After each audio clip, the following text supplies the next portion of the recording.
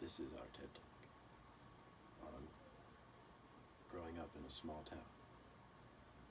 Small town schools, small town things, small towns.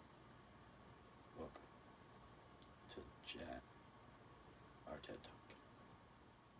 Alright, so my first topic is going to be boys in small towns. In small towns, or at least the one I grew up in, there's a lot of social groups, and most of them are either just boys and girls. The boys are always down to hang no matter what, because you already know it's bros before, well, you get the point. With the boys, you got a lot of things to do, like either play Madden or maybe head up and play some poker. We could also go drive trucks in the mud or take a trip over to McDonald's a half hour away. No matter what you do with the boys in a small town, it's going to be a good time because it's unique. How many people in big cities can say they go mudding one night, they drive half of an hour just to get McDonald's or Carl's Jr. the next? Also with living in small towns is we can walk down Main Street at midnight on a Friday night with no fear. You can even walk through the sketchiest neighborhood in the town at night and feel safe. That's the joy of a small town. Another thing with the boys is most of the boys in small towns play sports throughout the year with one another. So you always hang out with them during school, after school, at practice, and after practice hanging out. Thank you, Jaden. A small town kid's idea of activities often gives them the name redneck. Oftentimes it involves hunting, fishing, poker, mudding, and sitting on a front porch and asking, "What should we do, guys?" for hours. It usually starts with deer hunting. This is in the early fall and usually includes walking very long distances to jump Old Mo, aka the big one. Deer hunting also involves coming to school on Monday and hearing all your friends tell stupid stories on their very legal things they did. Then it comes duck, pheasant, goose, and coyote season, which involves driving around all day just to shoot anything that flies or you can run. These can be a complete waste of time and gas, which normally it is, but depending on the day, it can be very fun and you can shoot lots of stuff. The next redneck activity is fishing. This is pretty much traveling around to nearby lakes with a boat and spending the whole day just to catch a couple fish. These can also be a complete waste of time, which normally are. Poker is also very popular in small towns. This gives us something to do in the winter when it is cold and dark outside. Be careful how much money you bring because the odds are you will lose all of it. Yep, every single freaking penny. But sometimes you win. The idea of mudding usually comes up in poker. This is when the farm boys get bored and say, "Let's go drifter, let's go do burnouts." Oftentimes this just involves taking a little boring drive, but on a good day, it could end up with a 1999 TJ Jeep Sahara edition covered with mud, or flames coming out of the exhaust, or a Dodge Dakota in the ditch. Kinda just depends on the weather.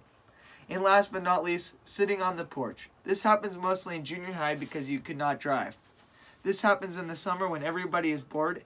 It involves sitting on a porch, mailbox, or any other object, and everyone says, "We should go do something," or "Guys, what should we do?"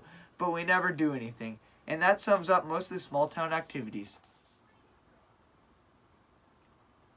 Thank you, Marcus. This here is our Dodge Dakota. You know, on a good night of mud, you might just get one of these from running into a ditch. This happens quite often. As you can see here, we got some problems there, probably from running into a pole mudding or something. But yeah, this is our aftermath of running into the ditch. Alright, so we got pickup. This here is called a yee-yee truck. She gets down. This term is generally used by hunters, fishers, and other country folk when just about anything happens. It's used under any circumstances, usually with live action from Turtle Man. Trucks are important in small towns, mostly because you can't get to the mud pits or climb hills without one. Pickups are also a big part in getting the ladies. They see a jacked up hunk of junk on Super Swampers with a muffler cut off and they just go buck wild. Then there's the rich boys with the Braptor and the new Power Strokes that their daddy gave them. Then you got the lady killers with the jacked up Yoda crawlers and the good old Hocus Focuses and the barely running gas pickups and the Chevys. I can't believe I just said that. You aren't cool unless you got a pickup or a Ford Focus. Thanks, Jordan. Alright, so we're going to be talking about the lady killer. That's definitely not it. You don't want to do that. That's not how you get ladies. Alright, but this here, the Yoda, woo, she's a baddie. Alright, now let's take a look at her booty real quick. Oh yeah, that's definitely what you want right there. Yep. Certified lady killer. Sports in small towns. It's different than anything else. First thing is everyone makes the team because if they didn't, there would be no team. Plus, there is always the one try-hard kid that always tries to please coach no matter what. And that just gets annoying, doesn't it, Marcus? There's also the wimps of every small town sports group. According to Joshua, that would be Brady and Camden, the biggest wimps in the school. There is an athlete who has been good at sports since first grade and has been just better than everyone in sports without even trying. And that would be me, of course. No, in all seriousness, that's Joshua. We can't forget about the basketball guy that devotes his time to basketball and is better than all of the people in the school by a mile. That's Ryan. That's the boys in small towns sports. Now let's get to the girls sports in small towns. Mostly, it depends on the town. You got the small town school that has 6 girls on the team and can't even dribble, and it's the most boring thing to watch ever. Then, there's a really good team that doesn't have a close game all season because there's not much competition. Then, you have the small town of Odessa, where we have some good athletes that are good enough at basketball to win games, but then they play the good team and lose. Another thing with small town girls basketball is the 100 travels a game and the 40 double dribbles, plus the fact that the games take forever. Thank you, Jaden. Popularity groups can consist of a couple groups. Just like most schools, there are boy groups and girl groups. Girl groups are very inconsistent. One day they love each other, buying each other's candy, snacks, and all sorts of goodies. They go to each other's houses, read, laugh, and are great friends. But then the next day is hell for everybody. Because little did we know, on the day that all the girls loved everybody, one girl snuck out and started hanging with some boy. And yes, believe it or not, this boy was an ex-boyfriend to all the other girls, which causes huge fights. This will go on for days and days, but eventually they'll settle it and they'll become great friends again and then, have more boy troubles. But as far as boy groups go, in small towns it is pretty much everybody loves everybody. Besides when they start arguing over what color the whiteboard cleaner is, or if Tom Brady is still good, or any other pointless topics. But they make up and everybody loves everybody. As far as adults go, they have something going on every weekend to keep it fun. But the moms find any excuse to drink wine on the daily. It could be winos, bunkos, birthdays, or holidays. Or the classic, we just need a glass of wine. That's what the grown-ups do. Done. Thank you, Marcus. Alright, we got a lot of different kind of girls. Just like every school nowadays, there's the country girls, the hot girls, the not-so-hot girls. In Spanish, we learned about activities, and one of them was called la lucha, meaning fight. And boy, do they do that a lot. There's a lot of different kinds of cliques and friend groups, like there's the cheerleaders, the too cool for everything girls, the athletic girls, and the girls that are individual and keep to themselves. There's only about 2 to 3 sports that they actually play, like volleyball, basketball, and sometimes track, but most of them are too cool for those anyways. Thanks, Jordan. So now you got dating in small towns.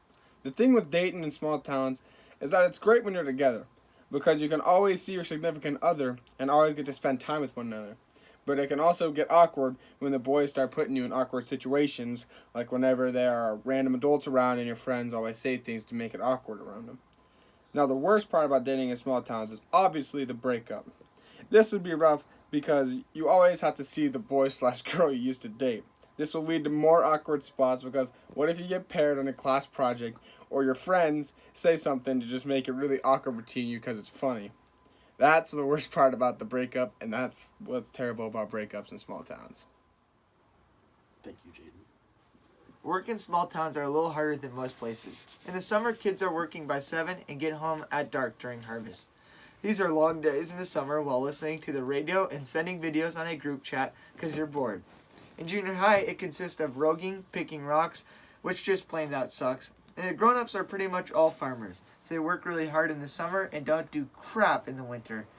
And if you just graduated, they often have the excuse of, I need to come back and work. So they can come back every single weekend of the year and come hang out with the boys.